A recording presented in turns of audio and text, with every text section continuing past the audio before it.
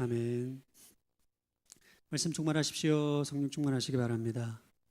오늘 여러분 제 목소리가 원래 이렇지 않은데 좀 듣기가 좀 불편하도록 이해해 주시기 바랍니다.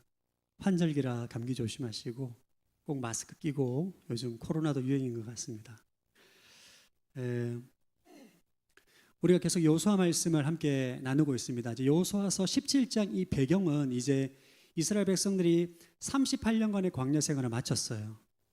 젖과 꿀이 흐르는 약속의 땅 가나안의 땅에 들어와서 7년 동안 정복 전쟁을 벌이게 됩니다. 모든 가나안 족속을 쫓은 건 아닌데 이제 점령하는 데 문제가 없을 정도로 전쟁을 끝마치게 됩니다. 45년이 걸렸습니다. 하나님께서 약속의 땅을 약속하시고 45년이 걸려서 이제 드디어 제비 뽑기를 하게 됐어요. 제비 뽑기를 해서 각 지파마다 땅을 분배받았습니다. 얼마나 기다려왔던 순간입니까? 만약 내가 그 당시 10살이었다면 지금 55세입니다. 얼마나 45년 동안 기다리고 소망하고 그렇게 갈망하던 모세도 보지 못했던 그 약속의 땅을 보고 내가 우리 지파의 기업으로 배정을 받았어요. 축복의 날이요, 감사의 날이요. 모든 사람들 기뻐 함께 환호하고 춤춰야 될 그 순간에 오늘 본문에 보면 요셉 지파가 여호수아에게 강력하게 불만을 제기합니다. 완전 흥을 다 깨는 겁니다, 이거. 그리고 요셉 지파가 누굽니까? 야곱의 가장 사랑했고 축복했던 요셉의 후손들입니다. 요셉은 애굽의 총리가 되어서 야곱의 가족을 다 구원합니다. 열방을 구원해요. 사실 야곱의 장자는 르우벤인데 르우벤이 아버지의 침실을 더럽힘으로 인해서 장자의 자격을 박탈당합니다. 요셉이 실질적으로 야곱의 장자가 되는 거예요. 원래 율법에 의하면 장자는 2배의 몫을 받게 됩니다. 그래서 요셉 지파는 요셉 지파라는 하나의 지파라고 말하지 않고 므낫세 지파와 에브라임 지파 2개의 지파가 세워지게 됩니다. 엄청 축복을 받은 지파고 어떻게 보면 이 12지파 가운데 가장 두각을 드러내는 심지어는 지금 여호수아가 에브라임 지파입니다. 우리 지파에서 모세를 이은 최고 지도자가 나왔고 장자 지파에 우리 지파는 2개의 지파를 가지고 있어요. 최고의 축복을 받은 금수저 지파입니다. 이런 요셉 지파가 그리고 요셉 지파면 여호수아 어떻게 보면 텃밭이잖아요. 채굴이도 여호수아인데 지금 같은 요셉 지파가 여호수아한테 불만을 제기하는 이런 상황이 발생한 거죠. 무슨 문제 제기를 하느냐? 14절 말씀 시작. 요셉의 자손들이 여호수아에게 말했습니다. 여호와께서 지금까지 내게 큰 복을 주셔서 내가 큰 민족이 됐는데 왜 내게 한 번만 제비를 뽑아 한 목만 유산으로 주십니까? 하나님께서 우리 지파에게 복을 주셔서 큰 민족이 됐다는 거예요. 근데 왜 한 번만 제비 뽑게 하느냐? 므낫세 지파와 에브라임 지파가 한 번의 제비 뽑기로 땅을 배정받았습니다. 2지파인데 한 번의 제비 뽑기로 하는 것은 약간 좀 그렇지 않냐라고 논리적으로 생각할 수 있는데 12지파가 배정받은 땅의 지도를 보고 인구수를 비교해 보면 이들이 얼마나 이기적인 욕심이었는지를 우리가 알 수 있습니다. 한번 지도로 보겠습니다. 보이죠, 여러분? 지금 므낫세 지파는 요단강을 기준으로 오른쪽에 므낫세 지파가 배정을 받고 왼쪽에도 배정을 받습니다. 초록색이죠. 그 아래로 에브라임 지파가 땅을 배정받아요. 이게 나쁜 땅이 아닙니다. 가나안에서 가장 교통의 중심이고 비옥한 땅들이에요. 그리고 사실 인구수를 비교해 보면 2지파가 합치면 8만 명이 넘어서 유다 지파보다 많습니다. 그러나 지파별로 따지면 에브라임 지파는 11등입니다. 인구수로. 반면에 단 지파는 6만 명이 넘는데도 불구하고 에브라임 지파의 땅의 3분의 1밖에 안 돼요.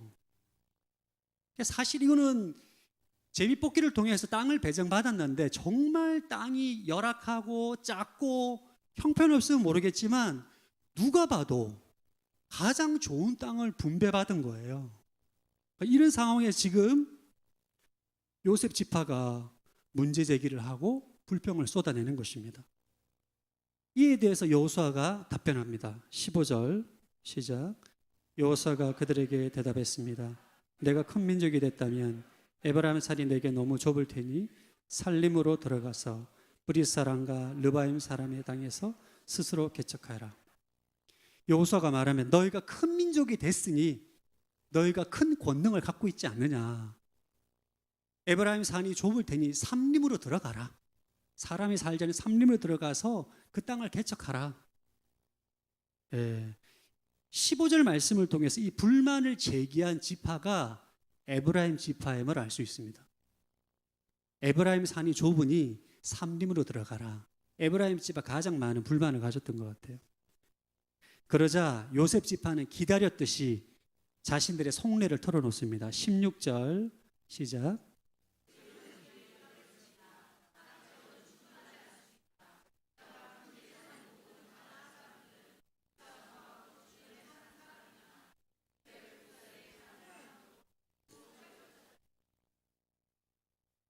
여호수아여, 산악 지역도 충분치 않다. 그 땅도 좁다. 그리고 더 근본적인 문제를 말합니다. 평지에 사는 가나안 사람들도 골짜기에 사는 사람들도 철전차를 가지고 있다. 이게 본심입니다.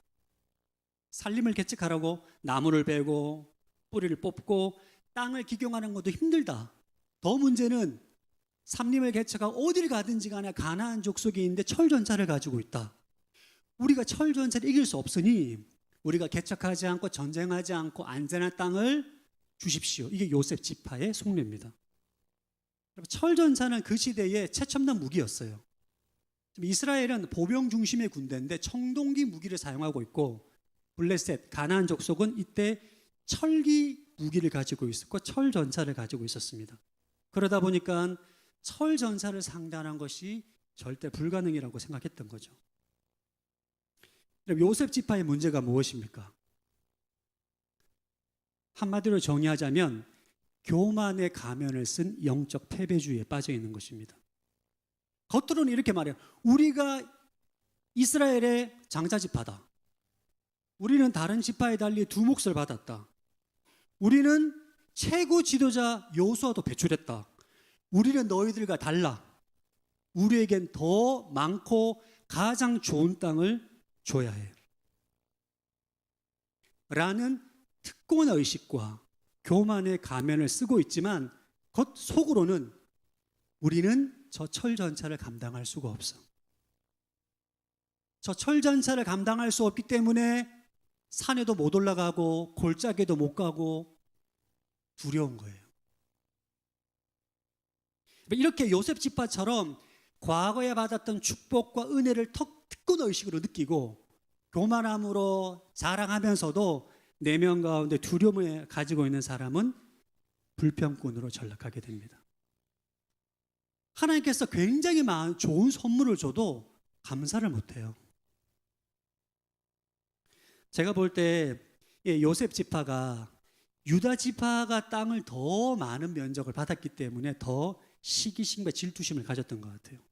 우리가 장자 지파인데 왜 요셉 지파가 땅이 더 높냐, 이런 마음을 가지고 비교함으로 불평과 불만하고 두려움 가운데 패배주의로 전락하게 된 거지. 불평꾼으로 전락하게 된 것입니다. 사실 요셉 지파의 모습은 우리의 모습이기도 합니다. 우리가 과거에 받았던 은혜를 특권으로 여기는 거예요. 은혜를 주셨는데 이걸 당연하게 여기고 이거를 당연하게 여기니까 감사가 없는 거예요.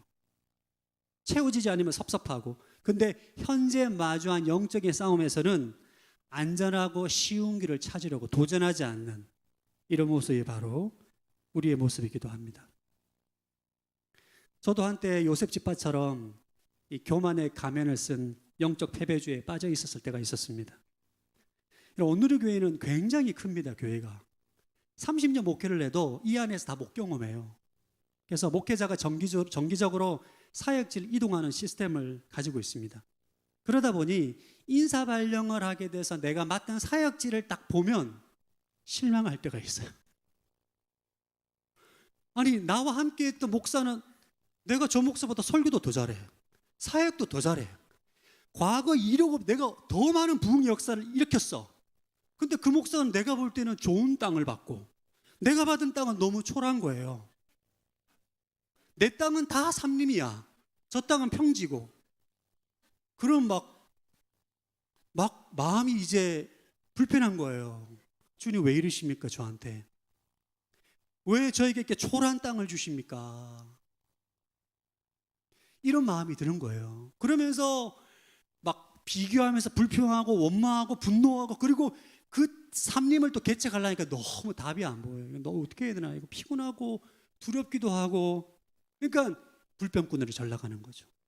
현실의 삶에서 감사는 없고 원망하고 불평하고 믿음으로 도전하지는 못하고 현실 속에서 불평하고 원망하는 불평꾼으로 전락했던 적이 있습니다.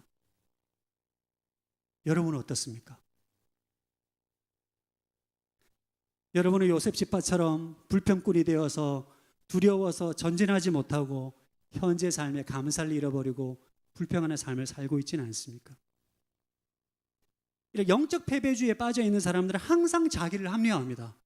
내가 저 땅을 정복하지 못하는 이유는 철병거 때문이야. 내가 저 삼림을 개척하지 못하는 이유는 톱이 없기 때문이야. 끊임없이 자기 합리화를 합니다. 그러면서 감사는 없어요. 이것이 바로 영적 패배주의에 빠져 있는 불평꾼의 모습입니다. 영적 패배주의에 빠져 있는 이 요셉 지파를 향해서 여호수아는 두 가지 처방을 해줍니다. 이게 하나님께 주신 처방이에요. 영적 패배주의를 깰 수 있는 두 가지 처방, 오늘 우리에게도 동일하게 적용이 됩니다. 첫 번째 처방은 너의 살림을 개척하라는 거예요. 영적 패배주의에 빠진 요셉 지파에게 하나님은 위로하지 않습니다. 안전한 땅을 주지 않고 도전을 주십니다. 이게 영적 패배주의를 깨뜨리는 하나님의 처방입니다. 15절 시작. 여호수아가 그들에게 대답했습니다. 내가 큰 민족이 됐다면 에브라임 산이 내게 너무 좁을 테니 삼림으로 올라가서 브리스 사람과 르바임 사람의 땅에서 스스로 개척하여라. 하나님은 철 전차가 무서우니 안전한 땅을 주겠다 이렇게 말씀하지 않습니다. 오히려 너는 불평꾼이 아니다. 너희는 내가 권능을 준 개척자다. 삼림에 가서 개척하라. 너희 정체성에 맞게 그 땅을 개척하라 명령하십니다. 여기 삼림이 뭐죠? 숲입니다. 숲. 아무도 손대지 않는 원시림, 즉 가능성의 땅이에요. 그러면 삼림에는 당장 살 수가 없기 때문에 가서 나무로 베야 됩니다. 뿌리를 뽑아야 돼요. 땅을 기경하고 갈아야 됩니다. 그러니까 수고하고 땀을 흘려야 됩니다. 하나님은 우리에게 복을 주실 때 많은 경우 완성된 옥토가 아니라 삼림의 형태로 복을 주십니다. 우리에게. 그 삼림을 잘 가꾸고 개발해서 너가 창의적으로 개발해서 복을 누리라고 우리에게 그렇게 복을 주세요. 우리의 가정이 삼림입니다. 여러분의 가정이 좋지 않다고 여러분 불평하고 불만을 가진다고 해서 여러분의 가정이 변하지 않습니다. 예. 여러분이 먼저 용서와 헌신의 도끼를 들고 가정 안에 있는 모든 불편한 관계의 나무를 다 베야 돼요. 불신의 뿌리 뽑아야 됩니다. 땅을 기경해야 돼요. 그래야 그 가정이 옥토와 같은 가정이 되는 거죠. 저는 24살 때 예수님 믿었는데 지역교회 가니까 그 교회는 다 시족교회였습니다. 할아버지, 할머니, 손자 다 모여 사는 교회인데 4대째 신앙, 3대째 신앙 다 그런 집이에요. 저만 혼자서 안 믿는 가정에서 지금 신앙생활하고 있는 사람이 별로 없더라고요. 그래서 제가 4대째 가정에서 신앙생활하는 친구를 보면서 굉장히 부러운 거예요. 진짜 너무 부러우면서 하나님 나는 왜 불신자 가정에서 태어나게 해주셨습니까? 불평하기도 했습니다. 그러나 여러분, 그런 불평과 불만으로 가정은 바뀌지 않습니다. 만약 믿지 않는 가정에서 혼자 신앙생활하고 있다면 여러분이 복음의 도끼를 들고 가정 안에 들어가야 돼요. 사랑과 용서의 도끼를 들고 가정 안에 들어가야 됩니다. 원망의 나무를 베고 미움의 나무를 베고 불신의 뿌리를 뽑아내야 돼요. 수고하고 땀을 흘려야 됩니다. 여러분의 가정이 천국 같은 가정으로 변하게 될 줄로 믿습니다. 하나님이 주신 은사와 재능도 삼림이에요. 하나님께 쓰임받는 사람들 가운데 저 사람 너무 크게 쓰임받는 것 때문에 부러우신 분이 계시다면 여러분 그것은 그분이 은사와 재능이 활성화됐기 때문입니다. 하나님께서 우리에게 은사와 재능을 주시잖아요. 한 번에 단번에 활성화가 되지 않습니다. 여러분, 저도 지금까지 제가 하는 설교를 정말 오랜 기간 동안 연습하고 훈련하고 연달을 한 거죠. 방언의 은사도 처음 받았을 때는 유창하지 못하잖아요. 계속 방언의 은사를 사용하면서 활성화되는 것처럼 여러분의 은사와 재능도 여러분의 수고와 땀을 흘림으로 개척해 나가야 되는 거예요. 우리의 내면, 성품도 개척해야 될 삶입니다. 처음부터 성품이 좋은 사람은 잘 없습니다. 애들 보십시오. 이기적이잖아요, 다. 우리는 말씀의 도끼로 우리 내면에 있는 모든 죄악의 나무를 다 베어내야 돼요. 죄의 뿌리를 뽑아내고 쓴뿌리의 뿌리, 상처의 뿌리를 다 뽑아내야 됩니다. 그때 우리는 예수 그리스도의 향기를 흘려보내는 성품을 가진 사람으로 성장하게 될 것입니다. 여러분의 일터와 직장도 여러분의 개척해야 될 삶입니다. 하나님께서 인도하신 직장과 일터가 항상 마음에 들지 않잖아요. 그죠, 여러분? 그렇죠? 항상 마음에 들지 않습니다. 그러나 원망하고 불평한다고 그 일터가 바뀌지 않아요. 여러분이 성실과 수고라는 도끼로 불만의 나무를 다 베어내고 불신의 관계를 뿌리 뽑을 때 그 일터를 옥토로 기경하게 되는 것입니다. 우리 교회도 개척해야 될 삶임이에요. 옆 교회는 시설도 좋고 카페도 넓고 음량도 좋고 많은데 우리 교회는 왜 이렇게 부족하나 불평한다고 해서 안 바뀝니다, 여러분. 모든 사람들이 부러워할 교회로 우리가 개척해 나가야 돼요. 여러분 다 사랑과 헌신이라는 도끼를 들고 불신의 나무를 베고 불평의 나무를 베고 죄의 뿌리를 다 뽑아내서 모든 사람들이 저 교회 가고 싶다, 그런 소망하는 옥토와 같은 교회로 우리가 개척해 나가야 되는 것입니다. 여러분, 하나님은 우리가 복의 울타리 안에서 소비하는 소비자가 되기를 원치 않으세요. 하나님 우리를 그런 자로 부르신 게 아닙니다. 하나님 우리를 이 땅에 하나님의 나라를 확장해 나가는 영적인 개척자로 부르셨습니다. 아멘. 자, 오른손을 가슴에 대고 따라하겠습니다. 나는 하나님의 나라 개척자입니다. 옆 사람에게 한번 그렇게 말하게. 당신은 하나님 나라 개척자입니다. 아멘. 우리는 개척자예요. 오늘 15절에 나온 여러분 본문에 보면 우리가 상상하는 것 이상의 영적 권위가 담겨있는 구절이 있습니다. 15절에 보면 너희가 스스로 개척하라. 이 개척하라는 동사가 창세기 1장 1절에 하나님의 태초의 청지를 창조하셨느니라. 창조하다와 개척하다의 동사가 어근이 같아요. 히브리어로 바라라는 단어인데 이게 바로 창조와 관련된 단어입니다. 하나님 우리에게 삶의 자리에서 불평을 멈추고 너의 삶의 자리에서 개척하라, 창조 사역을 감당하라는 것입니다. 오늘 본문을 묵상하면 진짜 아이러니합니다, 여러분. 불만을 제기한 게 요셉 지파잖아요. 불평꾼의 후예가 된 요셉 지파의 선조는 요셉은 정말 하나님의 나라의 원조 개척자입니다. 그가 형들의 배신으로 노예가 되었을 때 부잣집 아들에서 형들의 배신으로 노예가 됐잖아요. 일반적인 사람이라면 신세 한탄하고 원망하고 불평하고 심지어는 병에 걸려 죽었을지도 모릅니다. 근데 요셉은 불평하고 원망하지 않고 노예 자리에서 충성을 다하고 개척해 나갑니다. 그러니까 보디발의 눈이 띄는 거예요. 노예 가운데 관리자를 삼고 모든 것을 맡기는 관리자가 됩니다. 그런데 보디발의 아내 모함으로 감옥 가게 되지 않습니까? 얼마나 억울해. 죄가 있는 것도 아닌데 죄가 없는데 감옥에 갑니다. 근데 요셉은 불평하지 않고 또 그 자리에서 개척해 나갑니다. 간수장의 눈이 들어와서 또 믿고 맡깁니다.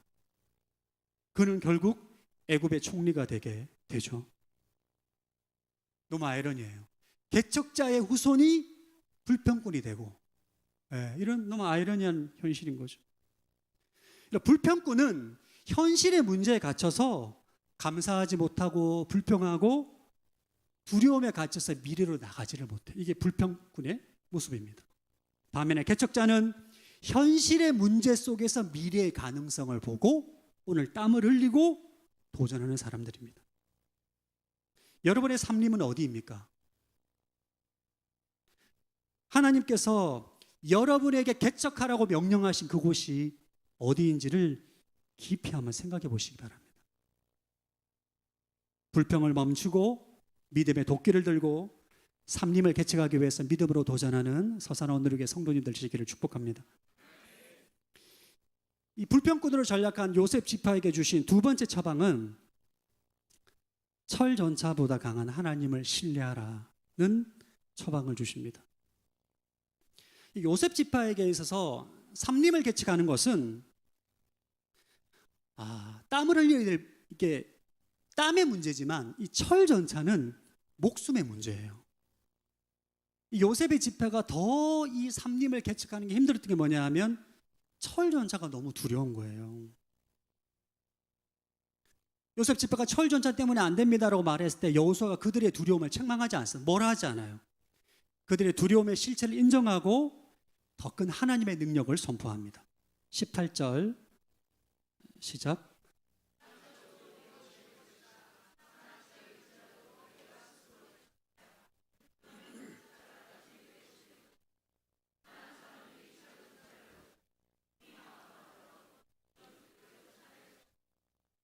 여호수아는 그들의 두려움을 책망하지 않고 현실을 인정하고 선언합니다.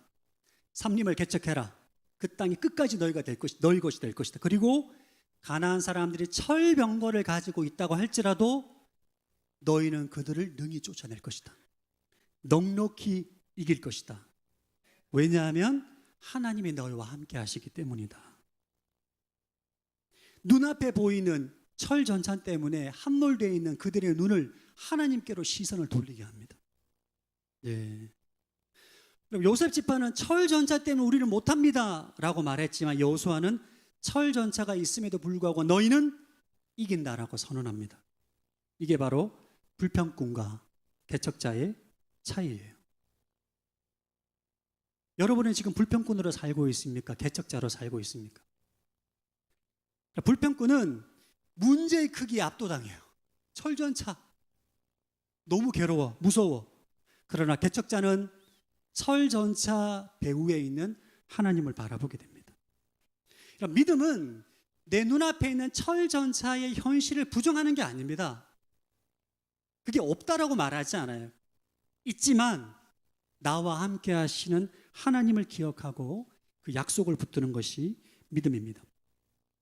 지난주 우리 나눴던 갈렙이 개척자의 믿음을 가지고 있었죠. 여러분, 가나안 땅에서 가장 정복하기 어려운 땅이 헤브론이었어요. 그러니까 헤브론은 모든 지파들이 저 땅 안 받았으면 좋겠다. 제발 제비 뽑기 할 때 헤브론을 걸리지 말아야지.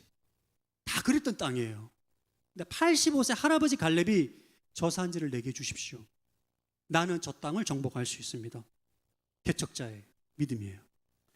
헤브론이 너무 강하지만 헤브론 때문에 우리가 38년 동안 고생했지만 하나님이 나와 함께 하시기 때문에 나는 저 땅을 정복할 수 있다는 확신을 가지고 믿음대로 된 것입니다.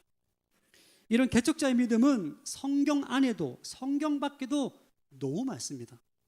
한 사람을 소개하겠습니다. 여러분 조지 뮬러라는 사람 아시죠? 19세기 영국에서 활동했던 사역자인데 19세기 산업혁명 때 영국은 특히 브리스톨이라는 거리에는 부모님을 잃고 굶주림에 죽어가는 아이들이 수천 명이나 됐습니다. 그때 고아로 가득 찬 이 도시였어요. 이것이 조지 뮬러가 마주한 삶림이었습니다. 아무도 돌보지 않는 고아들, 밥을 먹이고 숙박을 제공하고 양육해야 되잖아요. 이 삶림을 개척하는데 가장 장애물이 뭐냐 하면 철전차가 뭐냐 하면 돈이에요. 돈. 수천 명 아이를 갖다 한 끼 밥을 먹이고 하루에 3끼 밥 먹이고 그 당시 3끼 아니었겠죠. 2끼 밥 먹이고 잠을 재우고 옷을 입히고 교육을 시키는데 엄청난 돈이 들어가잖아요. 저걸 해야 되는데 돈이 없어. 조지 물러는 가진 돈도 없고 후원해 줄 사람도 없고 부유한 가문도 아니었습니다. 근데 고아원을 짓겠다고 했을 때 많은 사람들이 불가능하다. 저 많은 애를 어떻게 네가 감당하느냐. 이 상황에서 대부분의 사람들은 불평꾼의 길을 선택했습니다. 하나님 왜 저 아이들을 돌보지 않습니까? 왜 돈을 주시지 않습니까? 왜 나에게 돈을 주시지 않습니까? 왜 부자들은 돈을 기부하지 않습니까? 원망했었어요. 그러나 조지 물러는 개척자였습니다. 그가 어떻게 개척했느냐? 지금 생각해도 정말 이해할 수 없는데 조지 물러는 모금 행사를 일절 하지 않았습니다. 오직 기도만 했어요. 할렐루야. 그의 페이시 미션, 오직 믿음으로, 기도로, 기도만. 어떤 누구에게도 손 벌리지 않고. 유명한 일화가 있습니다. 수백 명의 아이들이 아침에 먹을 밥이 없어서, 우유가 없어서 어떻게 먹을 수 없는 상황 가운데 있을 때 조지 물러가 이런 상황이면 사실 하나님 저도 지칩니다. 언제까지 이렇게 해야 됩니까? 이렇게 말할 수 있잖아요. 조지 물러가 이때 감사 기도를 드렸다고 합니다. 하나님 우리가 먹을 양식을 주심에 감사합니다. 아무것도 없는데. 기도가 끝나자마자 어떤 빵가게 주인이 와서 어제 빵이 팔리지 않았는데 이상하게 자꾸 이 고아원 아이들이 생각이 나서 가져오고 싶은 마음에 빵을 가지고 옵니다. 잠시 후에, 이게 약간 영화 같은데 잠시 후에 우유 배달 트럭이 지나가다가 고아원 앞에서 고장이 나요. 트럭이. 그래서 그 당시 때는 이렇게 냉장 시설이 발달 안 돼 있잖아요. 그러니까 이제 아마 좀 여름이지 않았나 싶습니다. 우유가 상하게 되고 버릴 수밖에 없으니까 고아원 아이들에게 상하기 전에 우유를 마시게 했다는 거예요. 할렐루야. 개척자 조지 물러는 돈이 없다라는 철병거를 날마다의 기도의 능력으로 쫓아낸 것입니다. 우리가 철전차를 쫓아낼 권능은 어디에서 나올까요? 요셉 지파는 가나안 땅, 약속의 땅, 하나님 약속을 주셨잖아요. 젖과 꿀이 흐르는 땅을 너희에게 줬다.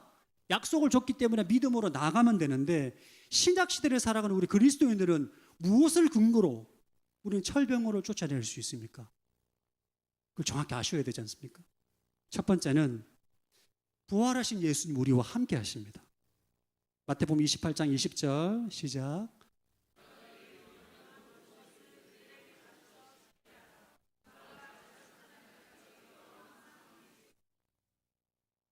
부활하신 예수님이 세상 끝날까지 너희와 항상 함께 있을 것이다. 여러분 이 사실을 믿으십니까? 우리가 사실 삼림을 개척하는데 두려워하고 철전차를 쫓아내는데 두려워하는 이유는 이 진리를 믿지 않기 때문이에요. 하늘과 땅의 권세를 가지고 있는 예수님이 나와 함께 하시는데 내가 두려울 것이 있겠습니까? 이것을 믿지 않기 때문에 우리는 불평꾼으로 전락하게 되는 거죠. 둘째는 우리에게는 예수님의 이름으로 위임된 권세가 있습니다. 마가복음 16장 17절 18절 시작.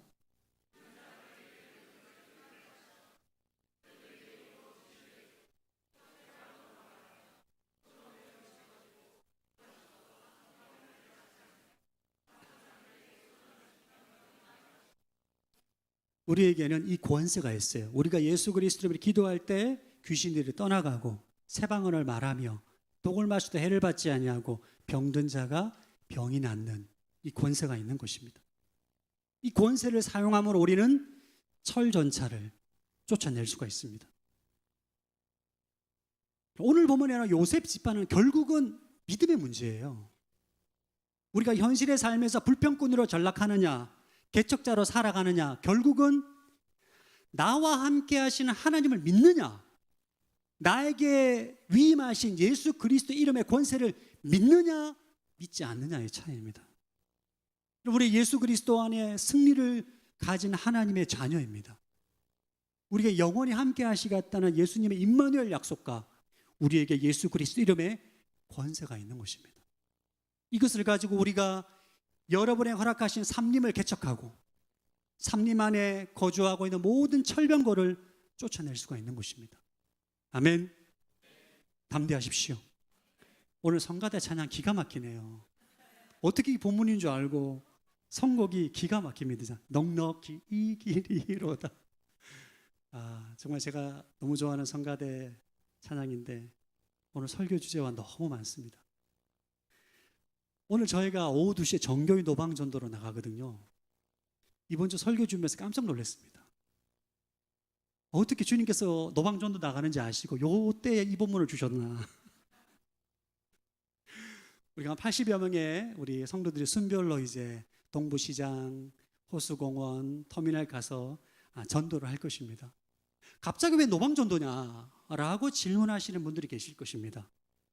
우리가 정교회에 갑자기 노방전도를 나가는 이유는 뭐냐? 우리가 복음의 도끼를 들고 나가서 배야 될 삼림을 봐야 돼요. 그럼 그걸 봐야 돼요. 얼마나 많은 사람들이 예수님 모르고 살아가고 있는지 교회 안에 있으면 교회 안에 있으면 다 믿는 사람들이잖아요. 여러분이 개척해야 될 삼림이 지금 어떤 상태인지를 봐야 됩니다. 어떤 분들이 이렇게 말할 수 있습니다. 요즘 한국에서는 노방전도가 안 된다. 교회 교자만 얘기해도 사람들 자지러진다. 불가능하다 말할 수 있어요. 그들에게는 노방전도가 철전차로 보일 수 있습니다. 그러나 여러분, 이러한 패배주의가 교회의 발목을 잡는 것입니다. 저는 서서는 오늘의 교회가 삼림을 개척하는 교회가 되길 바랍니다. 우리 교회는 왜 부흥하지 않을까? 우리 교회는 왜 새신자가 오지 않을까? 우리 교회는 왜 은혜가 없을까? 그런 불만이 있으면, 불만을 갖고 있으면 교회가 변하지 않습니다, 여러분.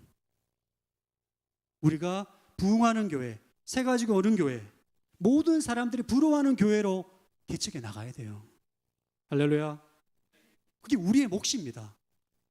유튜브에 들어가다 보면 수많은 사람들이 교회를 떠나고 젊은이들 교회를 떠나고 교회는 소망이 없고 희망이 없다 말하는데, 제가 그 현실을 부정하는 건 아니야. 맞는 말이에요. 그게 현실이니까 부정하지 않습니다. 그러나 그 현실의 문제만 보고 있으면 다 불평꾼이 될 수밖에 없습니다. 그러나 현실 내가 부정하지 않지만 지금 예수님 우리와 함께 하시잖아요. 아멘. 우리는 철전차를 쫓아낼 수 있어요. 이 믿음을 가지고 담대하게 나가서 복음의 도끼를 가지고 나가서 모든 불신의 나무를 베고 죄의 뿌리를 뽑아내고 땅을 기경해 가지고 우리가 그것을 개척해야 되는 것입니다. 그때 우리는 저 산지를 정복하게 될 것입니다. 여리고성이 무너지게 될 거예요. 요단강에 갈라지는 역사를 경험하게 될 것입니다. 사랑하는 성도 여러분, 복음의 도끼를 들고 여러분의 가정과 일터와 모든 보내시는 곳에 가서 볼목을 하십시오. 개척자가 되십시오. 오늘 전도하러 나가서 복음의 도끼를 들고 복음을 다 전하지 못하시더라도 삼림이 어떤 삼림인지 보시고 오십시오. 믿지 않는 영혼들 어떻게 살고 계신지, 어떤 관심을 갖고 있는지. 지난번에 9월에 노방전도 나가니까 어떤 집사님은 장에 가서 사왔더라고. 왜 사왔냐니까 딱히 할 말도 없고 친해지기 위해서. 그렇게라도 하십시오. 예. 고생하시는 할머니들 나물 좀 사드리고 옷을 다 나눠 먹고 많다고.